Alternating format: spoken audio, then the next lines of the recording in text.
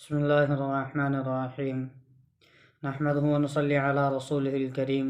محترم ناظرین کرام، آج جو واقعہ آپ کی خدمت میں پیش ہے وہ حضرت ابو بکر صدیق رضی اللہ تعالی عنہ کا ہے کہ سیدنا حضرت ابو بکر صدیق رضی اللہ عنہ کے یہاں کپڑوں کی تجارت تھی۔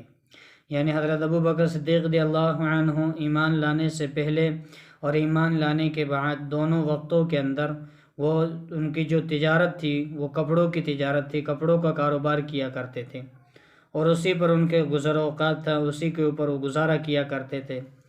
جب حضرت ابو بکر صدیق رضی اللہ تعالی عنہ خلیفہ بنائے گئے تو حسب معمول صبح کو چند چادریں ہاتھ پر ڈال کر بازار میں فروخت کے لیے تشریف لے گئے۔ یعنی جو ان کی ہمیشہ کی عادت تھی، اس عادت کے موافق وہ اپنے صبح کے وقت چند چادریں ڈال کر کے بازار میں فروخت کرنے کے لیے تشریف لے جا رہے تھے۔ راستے میں حضرت سیدنا عمر بن خطاب رضی اللہ تعالی عنہ نے ملے، پوچھا کہاں چلیں؟ فرمایا بازار جا رہا ہوں۔ حضرت ابو بکر صدیق نے کیا فرمایا کہ بازار جا رہا ہوں۔ حضرت عمر رضی اللہ عنہ نے عرض کیا اگر تم تجارت میں مشغول رہو گے، یعنی تم وقت کے خلیفہ ہو، امیر ہو، اگر تم تجارت میں مشغول ہوئے تو خلافت کے کام کا کیا ہوگا؟ یعنی خلافت کے کام کی کون انجام دہی، کون کام کاج وغیرہ کرے گا؟ فرمایا پھر اہل و عیال کو کہاں سے کھلاؤں گا؟ یعنی میرے بھی بال بچے ہیں، میرے بھی گھر والے ہیں، تو پھر ان کا خرچ ان کا گزارا کہاں سے ہوگا؟ کہ حضرت عرض کیا کہ میرے گھر والوں کو کیا کھلاؤں گا اور کہاں سے لا کے کھلاؤں گا؟ تو عرض کیا کہ ابو عبیدہ جن کو حضور صلی اللہ علیہ وسلم نے امین ہونے کا لقب دیا ہے، ان کے پاس چلیں، وہ آپ کے بیت المال سے کچھ مقرر کر دیں گے۔ حضرت عمر کیا فرما رہے ہیں کہ حضرت ابو عبیدہ کے پاس چلیں، کیونکہ ان کو نبی کریم صلی اللہ علیہ وسلم نے امین کا لقب دیا ہے، تو وہ تمہارے لیے کچھ بیت المال سے وظیفہ مقرر کریں گے۔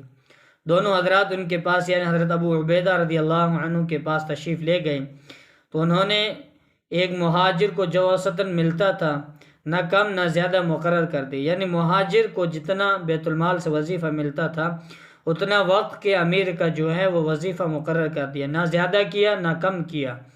ایک مرتبہ بیوی نے درخواست کی کہ کچھ میٹھی چیز کھانے کو دل چاہتا ہے۔ حضرت ابو بکر کی بیوی نے ایک دن یہ خواہش ظاہر کی، یہ اظہار کیا کہ کچھ میٹھا کھانے کو دل چاہتا ہے۔ حضرت ابو بکر نے فرمایا میرے پاس تو دام نہیں ہے، یعنی میرے پاس تو اتنا مال نہیں ہے کہ جس کے ذریعے سے میں تم لوگوں کو میٹھا کھلا سکوں، میرے پاس اتنے روپے یا اتنے پیسے نہیں ہیں۔ اہلیہ نے عرض کیا ہم اپنے روز کے کھانے میں سے تھوڑا تھوڑا بچا لیا کریں، کچھ دنوں میں اتنی مقدار ہو جائے گی کہ آپ نے اجازت فرما دی۔ اہلیہ نے کئی روز میں کچھ تھوڑے سے پیسے جمع کیے۔ آپ نے فرمایا تجربے سے یہ معلوم ہوا کہ اتنی مقدار ہمیں بیت المال سے زیادہ ملتی ہے۔ ابو بکر کیا فرما رہے ہیں کہ تجربے سے یہ چیز علم میں آئی ہے، یہ چیز معلوم ہوئی ہے کہ وہ بیت المال سے اتنا خرچ مجھے زیادہ دیا جاتا ہے، اس لیے جو اہلیہ نے جمع کیا تھا وہ بھی بیت المال میں لے جا کر کے جمع کر دیا، اور آئندہ کے لیے اتنی مقدار جتنا انہوں نے روزانہ جمع کیا تھا اپنے تنخواہ میں سے کم کر دیا۔ یعنی جو تنخواہ میں سے کم کر کے جو اہلیہ نے بچائے تھے ان کو بھی حضرت ابو بکر نے آئندہ کے لیے بند کروا دیا، اور جتنا وظیفہ جو ضرورت تھی اسی کے حساب سے وظیفہ لیا کرتے تھے۔ تو اس واقعے کے اندر ہمیں یہ سبق ملتا ہے کہ اتنے بڑے خلیفہ، اپنے وقت کے بادشاہ، امیر، جو پہلے بھی اپنی تجارت کرتے تھے اور ضروریات کو کافی بھی تھی، جیسا کہ اس اعلان سے معلوم ہوتا ہے جو بخاری میں حضرت ام عائشہ رضی اللہ عنہا سے مروی ہے کہ جب حضرت ابو بکر خلیفہ بنائے گئے تو آپ نے فرمایا میری قوم کو یہ بات معلوم ہے کہ میرا پیشہ تجارت میرے اہل و عیال کے خرچ کو ناکافی نہیں تھا، یعنی کافی تھا، اس میں ہمارا گزارا ہو جاتا تھا، لیکن اب خلافت کی وجہ سے مسلمانوں کے کاروبار میں مشغولی ہے، اس لیے بیت المال سے میرے اہل و عیال کا کھانا مقرر ہوگا۔ اس کے باوجود حضرت ابو بکر کا وصال ہونے لگا تو حضرت اماں عائشہ کو وصیت فرمائی کہ میری ضرورتوں میں جو چیزیں بیت المال کی ہے وہ میرے بعد آنے والے خلیفہ کے حوالے کر دی جائے۔